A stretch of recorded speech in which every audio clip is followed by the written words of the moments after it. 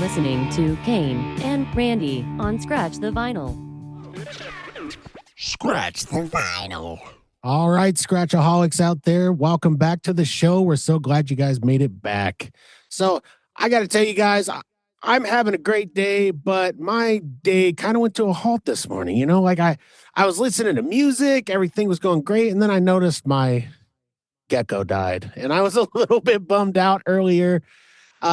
But I will tell you guys this: I'm starting to get it back, and I think that the guy who brought me out of it, and I'm going to bring him on right now, is my brother from another mother, the man himself, Randy, Mr. Chill Wilson. Randy, welcome to the show, my friend. Sorry to hear about that, Cain. Love that little gecko. It was, Nova was the name of the gecko. I've only had it for a few years. But, this type of stuff happens. But you know what always pulls me out, Randy? And I think it happens with you too. Trust me, when a pet dies, it is always the worst. But, I don't even know how I would be if I lost my, dogs or whatever. But when you lose a gecko, you go into music. You know what I mean? You do what you got to do to kind of get through. It's kind of a weird situation. But I'm just so glad to be here. The reason I bring it up, Randy, is because this show has been kind of a lighthouse, like a beacon for people. And people have told me that it has cheered them up. It's brought them back from all sorts of things. And something so ridiculous as like losing a gecko, right? Is it is something to me, but it might seem like, wow, what a weird opening, Cain. But I'll tell you, the reason I bring it up is because music is what brings us all together. And our guest today is I think it's going to bring you guys up, and it's just a cool story. And we don't get to do this as often as we'd like, Randy, but we do like to branch out from the local area, right? Get out of Nebraska for a moment and kind of bring you guys some of these up and coming artists. And this next guy, I'm going to bring him on here in a moment, but I want to talk to you about all of that, Randy. I mean, how do you think this, we actually talked to the guitar player from Tenacious D. We've been getting some guests on here. It's so nice to be able to branch out, isn't it? It is, because look, we're learning every episode, especially lately, dealing with a lot of local artists, original artists, and how many are out there. And we notice how much talent we have here. We know there's plenty of talent everywhere, and tapping into that. I mean, that's just what we love anyways. We just want to promote live music, and we get it wherever we can. We do. And that's what cheers people up, is it's like, we keep saying this every week, is this is what people need more than anything. They need shows like this. They need music. They need things to get them out of that funk, right? Out of that, whatever's going on in their life. And I think that we're doing it, Randy. I really do. I think that this is our calling, my friend.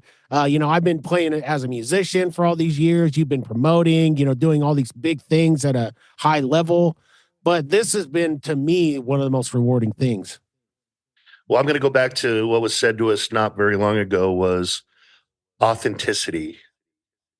Yep. And I think our guest we're bringing on exudes that tenfold. He does. Well, let's not waste the sauce, everybody, because this guy has brought me out of the depths this morning of how I was feeling, because I'm so excited to have him here. And I hope I don't butcher his name, but we'll get through it anyway. So let's get him on right now. Let's get it. Nathan Yauger. Is it Yauger? It's Yauger, but yeah, it's great. Thank y'all for such a wonderful introduction. Thank y'all for your kind words. I really appreciate it. Man, dude, you've been doing a lot. I mean, I would argue that you're playing as much as about anybody out there. I mean, you have songs that you put out in the last month. You just released a song this last Friday, and you're playing in the Army band. I mean, you were just doing a ton. I mean, are we okay to mention that or talk about the Army band a little bit? Yeah, we can talk about that some. That's fine. Awesome, man. Well, I know you're kind of branching out and doing your own thing too, but I think it stands to mention, right, Randy? I mean, we've had Brian Carroll from Heroes Encore on, and we obviously support the military big time, because these guys are the real heroes out there. These guys are the ones doing the true groundwork to let us live the way we live. And so I want to say thank you for your service, for one. And also, I'm just so glad that you decided to come on the show. So, Nathan, let's bring you on right now for and talk to you about you as an artist. Let's talk to you about you a little bit and dive into why the heck did you get into music? What is it about music that you like? All of that stuff. Yeah, Cain, first of all, thank you for your support. It's the country that we live in is what makes it worth serving.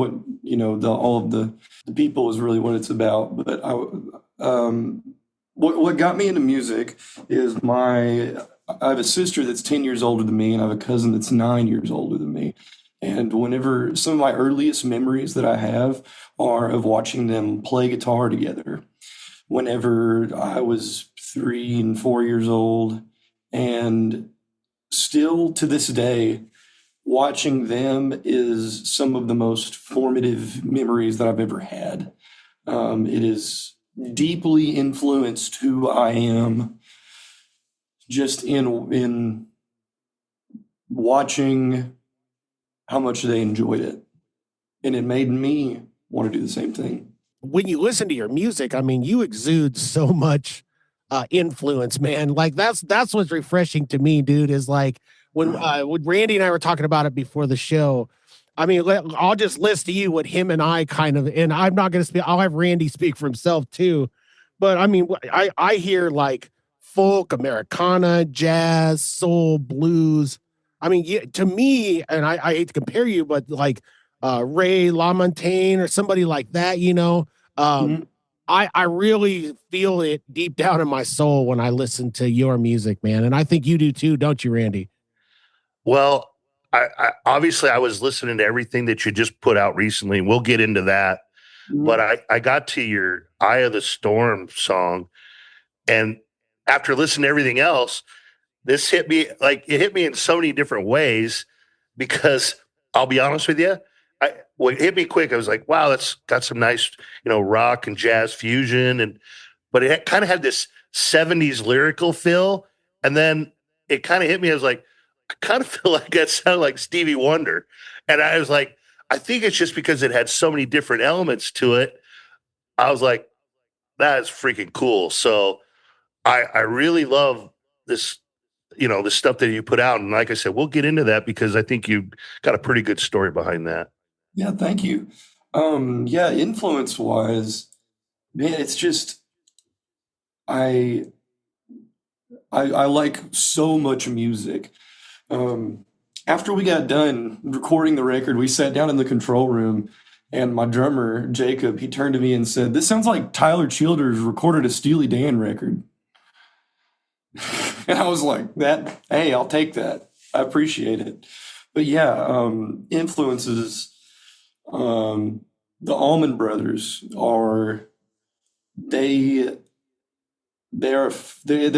hard to even talk about them as a band because they're more of a force of nature. The Allman Brothers are probably some of my deepest seated influences just because I love their music so much. Allman Brothers, George Strait, John Anderson, Bob Dylan, lots of bluegrass folks. I listen to so much stuff. Wes Montgomery, Joe Pass, and then farther into blues and stuff like that. Eric Johnson, Little Jimmy King, Eric Gales, Stevie Ray Vaughan, Jimi Hendrix, Eric Clapton. I love so much music. Nat King Cole, Hozier. There's lots of stuff that after listening for a lifetime, I've just taken little pieces of. And that's what I was saying. Listening to everything that I listened that you put out, you could tell you have little pieces from everything. And it was like I was taking these notes where I was like, oh, it's got that feel. It's got that feel. That is spot on. But I think that's what helps you become the artist you are. So you take all that and mold it in, and now this is your sound. And I like it because it touches on a lot of great things, in my opinion. Thank you. Yeah, we were trying to, spot whenever you go to release a record, you have to put it into genres, and we were sitting there trying to figure out what I was going to put it into, and I still have no idea. I think I put it as like singer-songwriter / rock or something like that. But it's like a jazz funk country record. It's like a yacht rock country record is really what it is. And that's, kind of hard to nail down for most people. But I know that was literally one of my first questions going to be like, what do you really consider this, or how do you see yourself as an artist? Because I literally wrote down almost everything you just said. Like everything is just, you have a little bit of country, you got some good storytelling behind you. There was even one like, that's even kind of a country twang. So that's probably where you got the little cross between the Tyler Childers and Steely Dan. there's whenever the record comes out, and I almost released this one as a single, but there's like a straight up train beats record. There's a train beat song. So it yees the haws. I'm going to just say that. Every singer-songwriter should have a train beat song in their repertoire. If you ask me, I used to have a drummer who we would be a 3-piece, and he would have a little stand-up kit. And I swear all he did when we played all these little towns was play the train beat for every single song. So, man, I feel that totally in my soul. But I mean, what is it about you, man? I mean, you grew up in Arkansas, correct? Yes, sir. Yeah. So what area of Arkansas is this? I mean, is this like the Ozarks? Where is this? So I grew up in northeast Arkansas, which is the Arkansas Delta, right? It's between the Ozarks, it's between the hills and the Mississippi River. It's on Curly's Ridge is what it's referred to as, but it's a real flat part of Arkansas, a lot of rice farming, stuff like that. Oh man, that's God's country in that area. Like I grew up off and on. My grandparents lived right there in the southeast corner of Missouri, in Golden, Missouri, right off the Tamarack. Oh, wow. And so, like, when I die someday, I'm hoping someone will take my ashes and shoot it out of a cannon right into Table Rock Lake, because that's where, when I think of heaven, my friend, I think of that area. So I don't know, like, when you think of that and you think of home, I mean, how do you feel about it? It's so bittersweet because I miss it. I mean, there's so many parts that I miss about it. I just think of my family. I think of growing up with, it makes me thinking of Jonesboro makes me think of whenever all my grandparents were alive, and that it's a beautiful place that fortunately me and my wife and I are gonna go visit before too long, but it makes me think of my family. It makes me think of, oh my gosh, I can't even tell you how many shows I've played there. I think it's probably best I didn't keep track of it because I don't think I can count that high. But yeah, it's a beautiful place. I love this, man. We got a little, we got your emotions. I was feeling something. I don't know, Randy. How about you? I was feeling the aura coming from you, and I thought, you know what, I'm gonna go for it. I know he grew up in Arkansas, and I'll bet he has the same. Because when I think of my grandparents, that's where I was going. I think of that, and it instantly makes me smile, makes me sad. They're not here anymore, but I think about all these great times. And then, I think about all the music around me. Like, I could think about being on the lake, fishing. I can remember a specific day where Thin Lizzy, Boys Are Back in Town, was on some guy's radio as we're hitting the cove. And man, that's like those are the memories, man, that pull me out of the deepest, darkest depths of my mind. So, man, I'm just so glad we can talk about this stuff with you, man. It's great to get some emotion out of our guests. Come on. Well, I'll tell you, my grandpa came from Little Rock. And some of my earliest, I mean, it's funny, my grandpa Adams, I tell you what, he was a train engineer guy.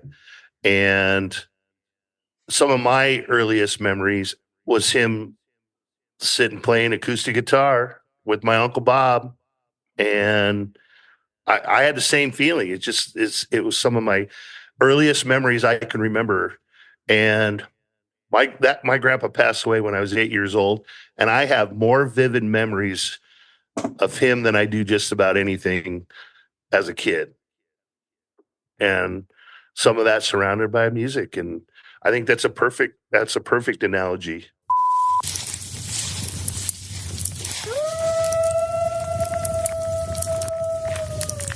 Out in the wild, there's one creature feared by hunters, admired by lumberjacks, and envied by hipsters. Yeah, it's me, the elegant Sasquatch, and let me tell you, these locks don't tame themselves. Introducing the Elegant Sasquatch Grooming Company. Beard oils, butters, and washes so good, they'll make your face smell like you wrestled a cedar tree while sipping fine whiskey. Last week, a hiker followed me for 3 miles just to ask what cologne I was wearing. Joke's on him. I don't wear cologne. I wear the gentleman. Upgrade your beard game. Sophisticate your outer beast. Find the Elegant Sasquatch Grooming Company at elegantsasquatchco.etsy.com. And stop stealing my jerky!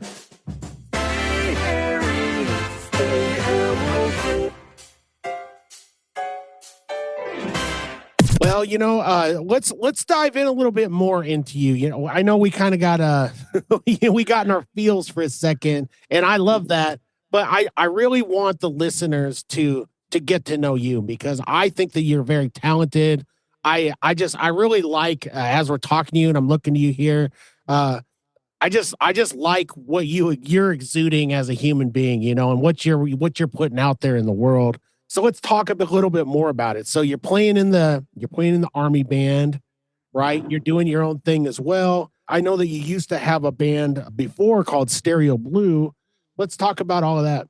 Yeah, so if we're just talking timeline wise, I got out of I went to the University of Arkansas for a period of time. So I lived in Fayetteville, and then from there I dropped out and I went on the road with my band. I came back to Jonesboro and put a band together, and we just hit it hard. We played 160 shows in 23 is whenever, like, our real time that we did a whole lot of work together.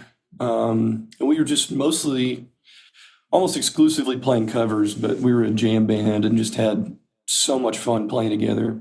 We played lots of Dead songs, and just we took Hendrix songs and played them for 45 minutes, and just stuff like it was kind of ridiculous, but it was a lot of fun, and we had a lot of fun together. I miss playing with those guys. So then how did you so you got into the military. How did you get into being part of the military band?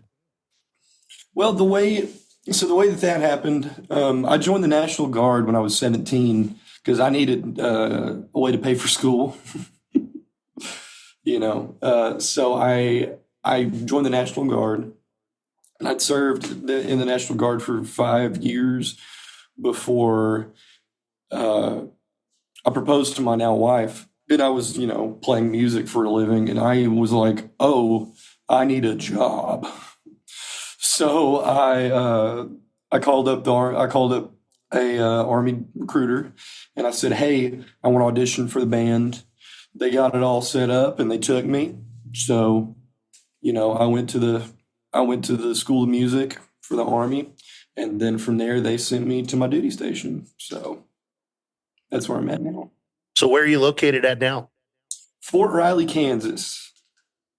All right, just south of us here. Yes, sir. Well, you brought up your wife. Mm-hmm. So obviously listening to your new music coming out obviously is a tribute to your wife and what's really happened in your life the last couple of years. Just a little bit more about that. Yeah, so most of the upcoming record, The Eye of My Storm, is about my wife. The Eye of My Storm it's a song that I wrote while I was in school, where I sat down and I had this, I was like, what is Bailey? And the eye of a storm is like the calm, right? We're in the middle of a hurricane, and through all of the chaos in my life, she is the eye of my storm. So she is the calming force where there isn't a calming force. And yeah, all these songs, a lot of them I wrote while she was pregnant with our oh my gosh, 10-month-old now, or almost 10 months. He'll be 10 months this week. And a lot of them I wrote a long time ago as well. But yeah, it's just about, oh man. Y'all are asking me the feels questions. Yeah, it's just about how incredible my wife is. Well, you want to talk about feels? You put out a clip with your son. You're holding him and you're playing the guitar. I recommend anybody go check that out. Like you want a feel good clip to watch today. Check Nathan out with his son, just literally enjoying him just playing the guitar. Those are the best kind of videos, like those are the real videos that you need. Like with your kids, I mean, do you want your kids to be into music as much as you are? Like, are you going to groom them to be musicians or just kind of see how it goes? Well, before we knew that my son was going to be my son, they ask, are you having a boy or a girl? And the answer is we're having a drummer. Because there's one of my favorite guitar players. His name's Greg Koch, and he said the best way to find a drummer is to build one. So I'm building my drummer. I've got him. I'm doing the groundwork. Greg Koch, he tours with his son, so yeah, I'm laying the groundwork to have my drummer built. Is that just like putting out pots and pans on the kitchen floor and giving him wooden spoons and just let him beat on them all day? I don't know. What it looks like right now is just nurturing him, I guess. But I'm playing music around him. He's always soothed to music. If but he's taken more towards his mother than me, as most babies do. And the only way that I've found that I can calm him down is sitting in the rocking chair and singing to him. I know I've been pushing it on my kids subtly ever since, they're all gonna, two in high school and one almost in high school. And I was, for a long time, my son was not interested in music. And I was like, man, I have not done my job. But now all of my kids are so into music. Like they're like Deftones fans. They like all the bands that I love, and it's super exciting. And so, like, for me, the proudest moment is when they come to me and they're like, my son is now grooming to be a drummer, and he loves drumming. He drums in school. I'm getting him drum lessons, and man, you have no idea how right you are. All you musicians out there, when you have a kid, it's always hard to find a drummer to go with you all the time. I mean, the drumming thing, it's the hardest thing. But if you have your son or your daughter playing drums for you, I mean, you can find a bass player, you can find a guitar player, but a drummer. I'll play the bass with my feet while I'm playing, Man, I love that. You're so right on, my friend. So let's talk about these a little bit more in depth. So you have your new album coming out. Tell everybody again when that's coming out, and tell everybody a little. Is this a concept album? Tell us a little bit more so we can get people pumped up about this thing. Yeah, so this record coming out, The Eye of My Storm, it's coming out on February 20th. And The Eye of My Storm, it has, it kind of goes through a lot of the journey that me and my wife have gone through, because we didn't, whenever you meet somebody, you're not automatically married. And I met my wife whenever we were, I was 12, 11, somewhere in there. I think I was 12. And, I was a little gutter punk skating and, riding around on a skateboard with my friend. And whenever I met her, she was taller than me.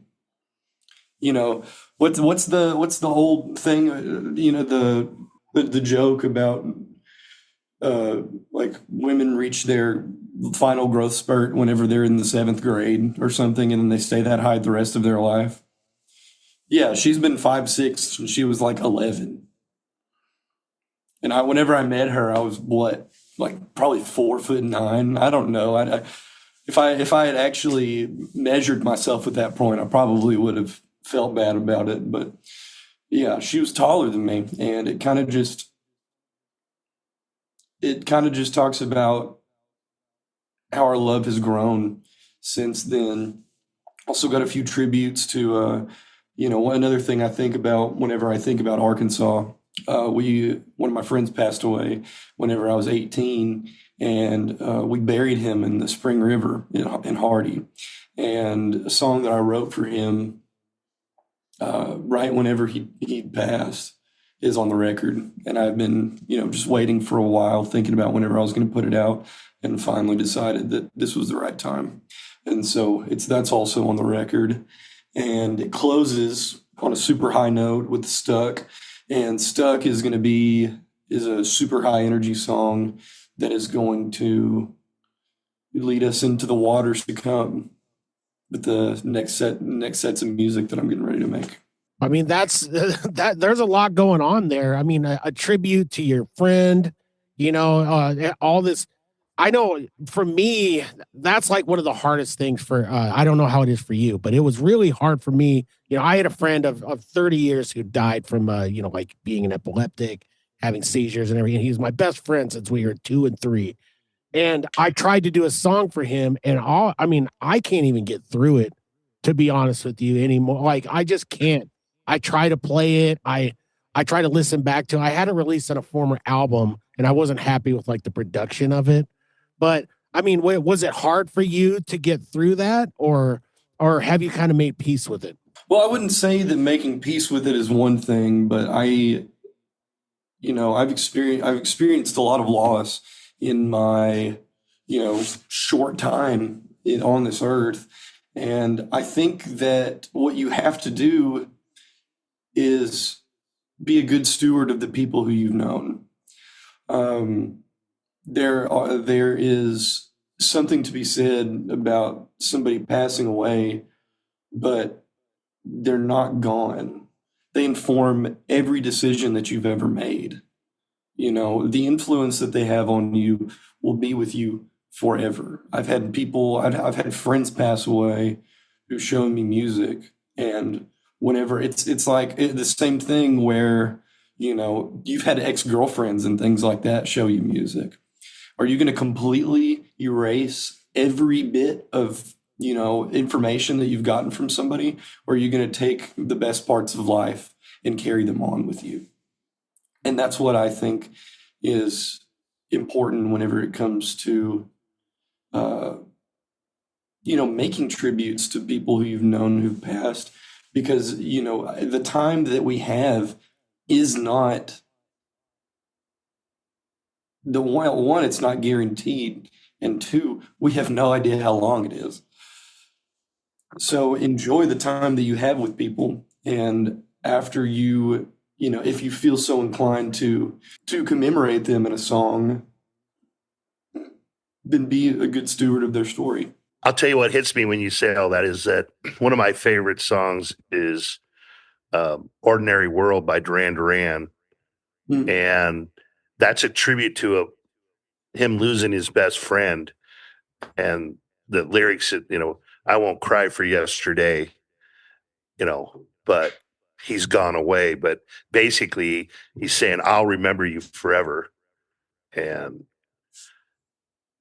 a lot of people that put a story together like you've done with this body of work, a lot of people have a hard time putting that out because it's like you're really pouring out your heart and soul, and maybe, So a lot of people tell me they don't want to be criticized, whether they think it's good or bad, but you're telling your story. So obviously you've put it out there, and I want you to know, no matter what, you got to put it out there. The people that are going to like it are going to like it. And that's all that matters. Yeah, there comes a point whenever you release music, and this is another point where I've gotten this body of work together that I'm proud of and I'm really happy about, and I can sit here and form opinions about it for the rest of my life. Or I can do what artists have done for centuries, where you release it to the public and now it's no longer yours. It belongs to me. The music itself belongs to me, but the opinion about it, the discourse around it, it's no longer up to me. And that is a weight off of my shoulders. Other people may treat that as something that's scary. At this point, to me, that is a burden that I no longer have to bear. And I'm excited about that. I'm really happy about that. I actually love that answer. Like I said, we talk to people about this all the time, and we do get different responses, but I like yours. Like, when you spend so much time and energy developing your craft and becoming an artist, I mean, at some point you just got to put it out there, and it is who you are. And this is why what you're doing is your unique sound, even though it's a million influences, but it still comes out as yours. And man, I've really enjoyed it. Like, just getting to kind of, do some research on you and listen to what you're putting out. I've loved what you've done over the last several years. A lot of your cover stuff with your former band, that touches on almost every influence I had from the 60s, 70s, and early 80s. So you were right in my wheelhouse. That's like the golden age of music in my mind, where, like Sister Golden Hair was number one for, I don't even know how long. And then what is that song even about? Falling in love with a nun? Is that what that song is about? Has anyone figured it out? I don't know. But yeah, like that, there's so much good music right then. I think that's kind of the, like, I grew up listening to the Eagles with my dad in the car, and I really like that sort of stuff, even though, if you look back, it's called corporate rock or something. I don't know. I'm cool with taking it easy. I like that message. But yeah, I love all that stuff. Like 1972 is like, if you're throwing a dart on a dartboard, that's bullseye for me. Yeah. My biggest influence from my mom was the Eagles. So I saw you. I had seen one of your videos where you did an acoustic version of Desperado. Yeah. And I was like, yeah, I like this guy. I mean, because if you grew up with that music, every song. Like, I've seen the Eagles 4 or 5 times in concert, and you're on your feet the whole time because you love every single song they put out. So I would never call them corporate, because right when the corporate wanted them to continue with their rock songs, they basically put out this country album. Yeah. And it was kind of a finger to the corporate, to be honest with you. But their harmonies and lyrics just so good. In the terms of like rock history, they call it corporate rock because it lines up with another movement. It lines up with punk. So like they had the message of take it easy, and punk was like the polar opposite of that. So that's why it's called corporate rock, but that's just the like historian term for it, if that makes sense. Well, it makes sense because I like both. Actually, that's mine and Cain's commonality. We both love punk rock. So sweet. Let's be honest, we like it all, Randy. We do like it all. Ourselves we're up like top. you. We're like you, Nathan. We love it all. Actually, we say it a lot. Is look, good music's just good music. I don't care what genre it is. If you love music, you'll find something in everything. And I guess that's why we're kind of drawn to what you've been doing, because you do have so many different influences, and it's fun to listen to that.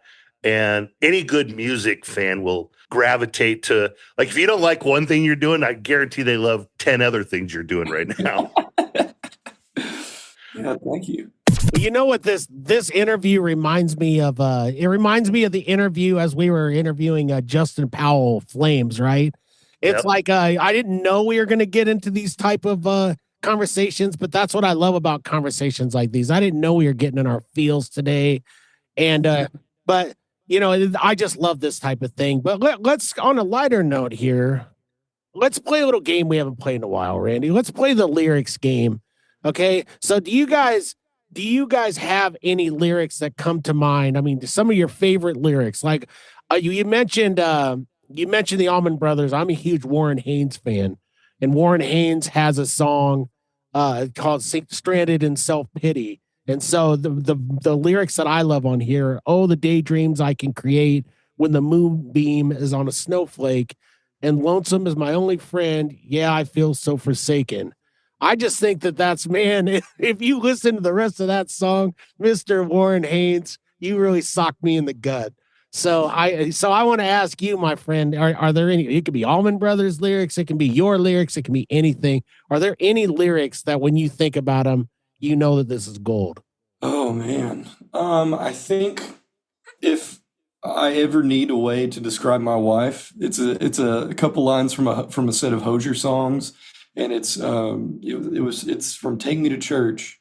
It's if the heavens ever did speak, she's the last true mouthpiece. Man, that's tremendous. Yep. Yeah. Hosier's, like, that's so on point today. It really is.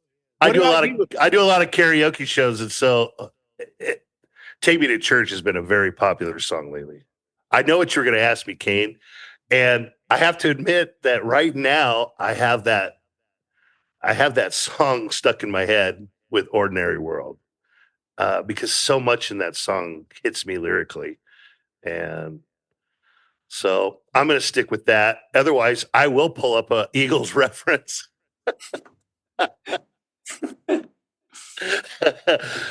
Standing on the corner in Winslow, Arizona.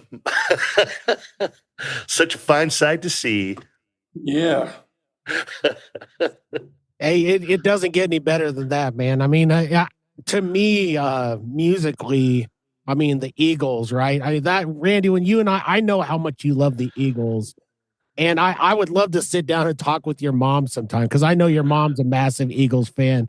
But dude, I just oh man, the Eagles. I think that's gonna be a Mother's Day show. Yes. We'll make that a Mother's Day show.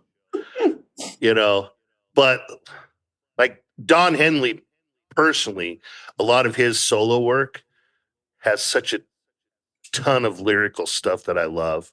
The Heart of the Matter, Wasted Time. Oh, yeah. So much lyrics in those that just hit you right in the gut. That's why I love these conversations. Like I'm glad we decided to go with the lyric talk today, because lyrics matter. We're going to say it again, everybody, for those of you that don't believe it. Lyrics matter. They matter so much, and it's not a throwaway. I can't stand, and I'm not crapping on people's art, I just can't stand some of this Nashville writing that they have out now, where it's just like they're just plugging it into like a system, right? I don't think music is supposed to be like that. I think that wasn't it Merle Haggard, or maybe it was Johnny Cash. I think Merle Haggard did at one point, but they had like written a letter to like in the paper or something about the current state of country music, and they were not happy with how things were going. And I like a lot of the current country. I can dig it more than I lead on. But I mean, how do you feel about the current state of country music right now, Nathan? Oh man, I don't really keep up with the stuff that's playing on the radio, because I keep up with the stuff that I enjoy.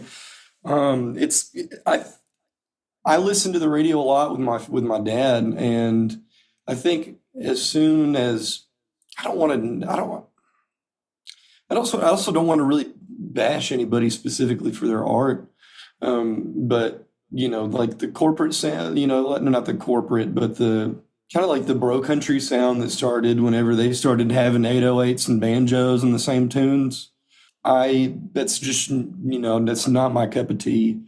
So whenever that sort of stuff happened, I didn't listen to country music for probably 10 years.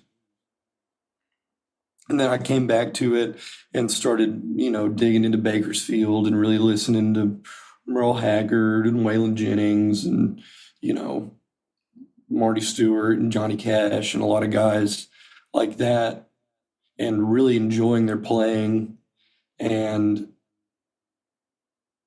now today is still that's still the sort of stuff that I'm listening to. I'm not listening to a lot of things that are made today. I think in the stuff that I'm listening to that's made today is, I'll say, Muscadine Bloodline. I'm really liking what they do. My friend Kendall Eugene, I play in his band, and he's doing the same thing where the goal is to make authentic music. And, I'm making authentic music good Lord. I'm making authentic music for myself and my experience, and he's doing the same thing. And, Tyler Childers is doing it. Zach Bryan's doing it. Some of the bigger names that are doing things that I really enjoy, but I don't know. I'm kind of, whenever it comes to music, I'm kind of like I'm off the grid. I've got my little hut shack. I'm fishing in the woods. I'm sustaining myself. That's what I do whenever it comes to music. I'm not listening to a whole lot of new stuff that's being made. And I mean, I would love to find more people that are making authentic music today, and I would love to connect with them. But I just don't know a whole lot, so I'm listening to a lot of old stuff. Hey, musicians out there, let's talk about Noisel.com for a second. What is Noisel? Noisel is a music app for all of us musicians. That means us grinding it out in the studio, doing what we do. And it is a app where we can get listened to by local audiences as well as people all around the world. I can tell you from personal experience that I even have my EP on Noisel, and it has been amazing. And it's cool to get the feedback from fellow musicians and local people telling me that they dig one of my songs. And, you can have that too.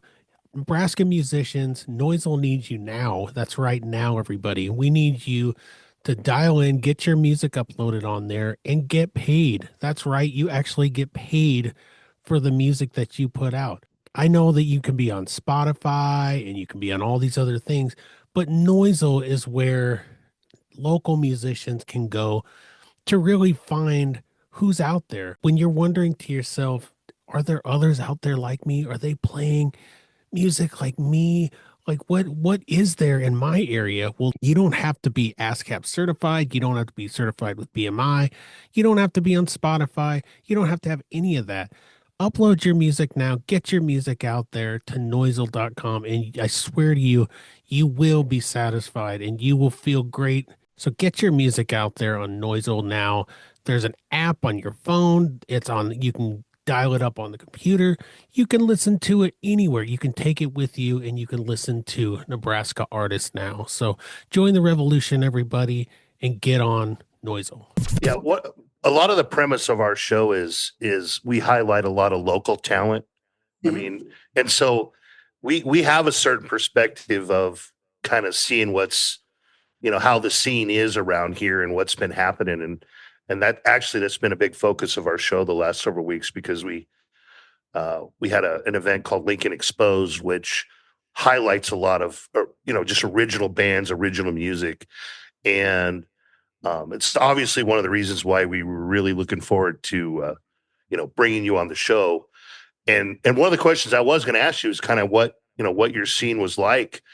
And obviously you're kind of doing your military thing and you're doing all that, but you did spend a lot of time, back home playing, as you said. Mhm. And so was there a good community? Did you have did the bands support each other? What kind of scene was it back in Jonesboro? Yeah, we had a great scene. We had a lot of cats who were exceptionally talented. Like my buddy Logan. Uh, there's my buddy Logan. From my friends like Jacob Brumley. He played drums on my record. My buddy Jack. He played bass for my record and helped me track it. What else do we have going on? There's my good buddy Eli out there, Eli Adams. His music is in the same boat where he's making authentic music with real instruments and real people. Jacob plays for him as well, and does some exceptional work. Yeah, there's a lot of really talented musicians. There's this thing that people talk about that you kind of hear around the musical circle where they talk about the death of the middle class musician. Have you guys heard of that like concept? And I think that really what it is, and I can't speak to what the experience was like beforehand because I don't know, like I can't tell you the quality of musicians that existed before I was born, obviously, but I think it speaking out of turn is what I'm about to do, but it really feels like the middle class musician has just gotten better. Like the middle class musician is just somebody who works on records and plays in all kinds of bands and really is just an unbelievable musician who works at the regional level. And there are a lot of people doing that in Jonesboro.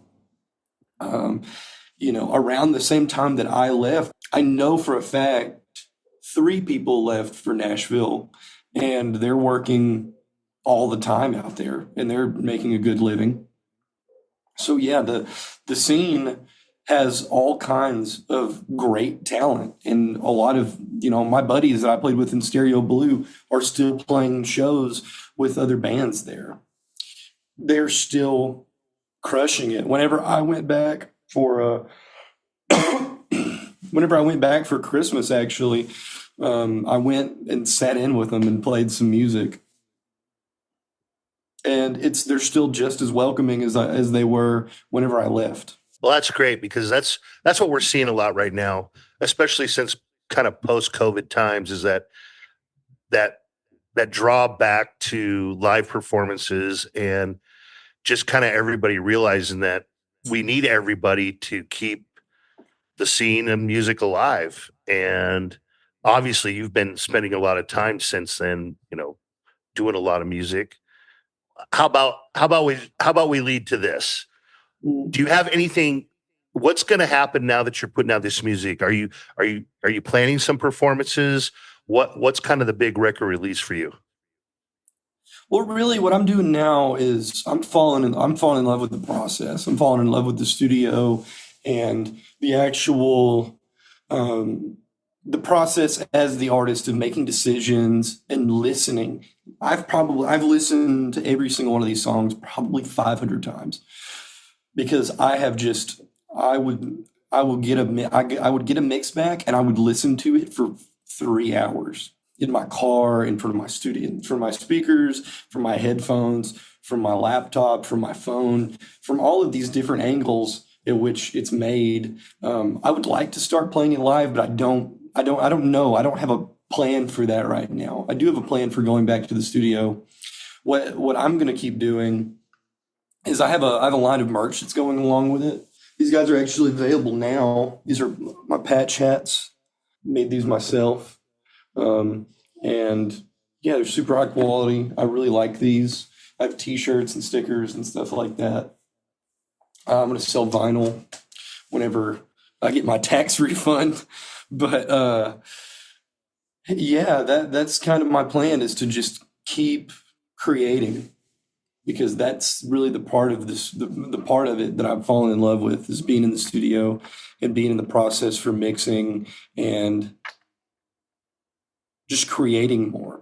We're in a consumer culture, right? Where we everybody is always consuming. We've got our magic little rectangles that feed us all of the information that we've ever wanted in our entire lives.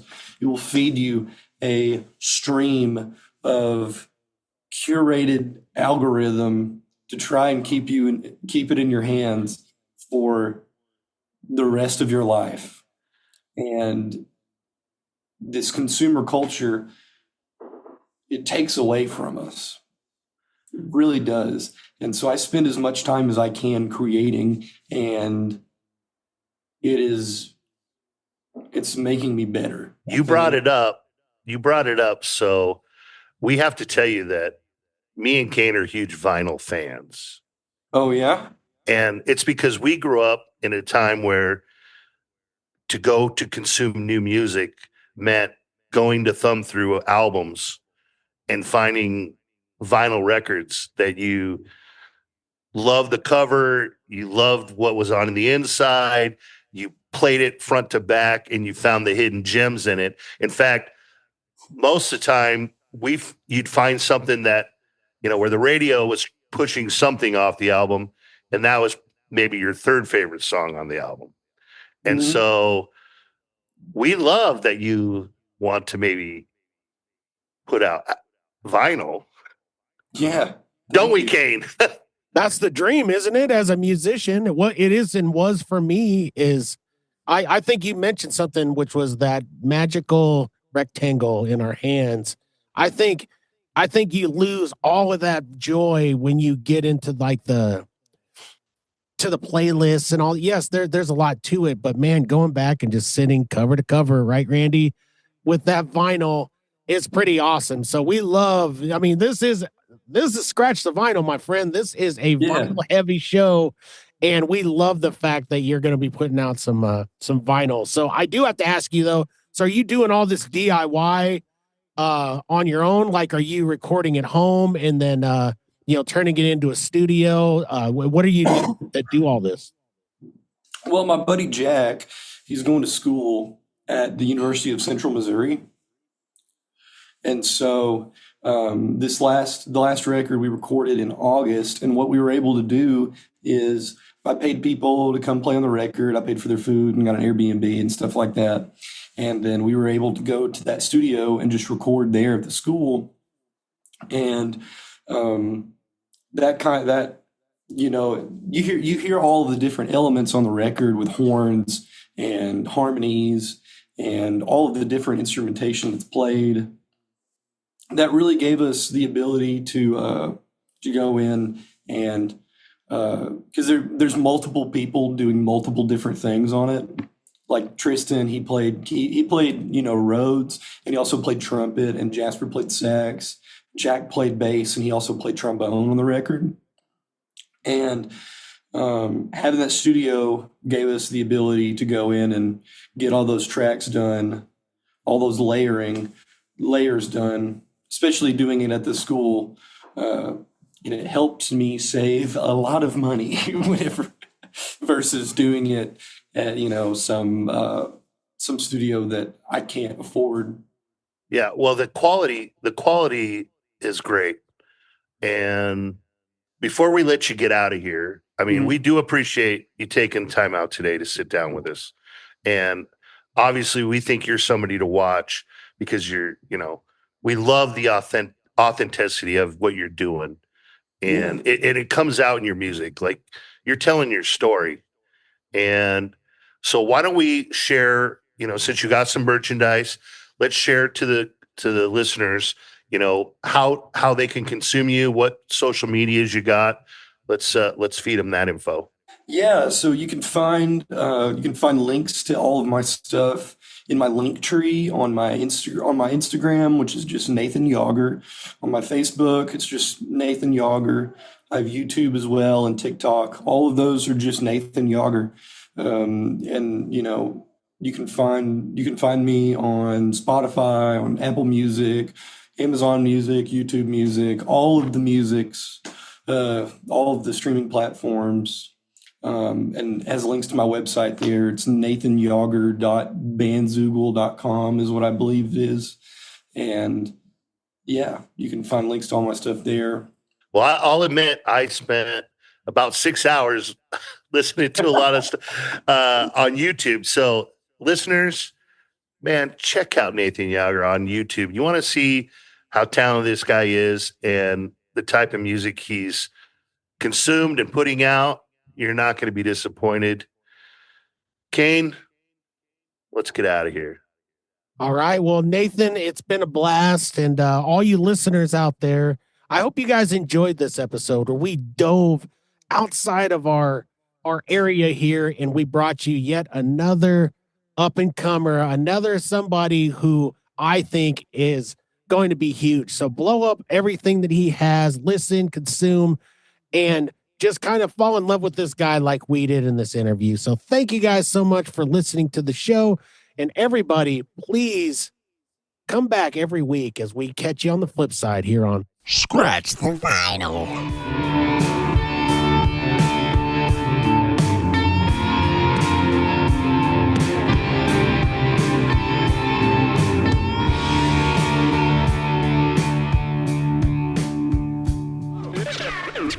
Scratch the Vinyl.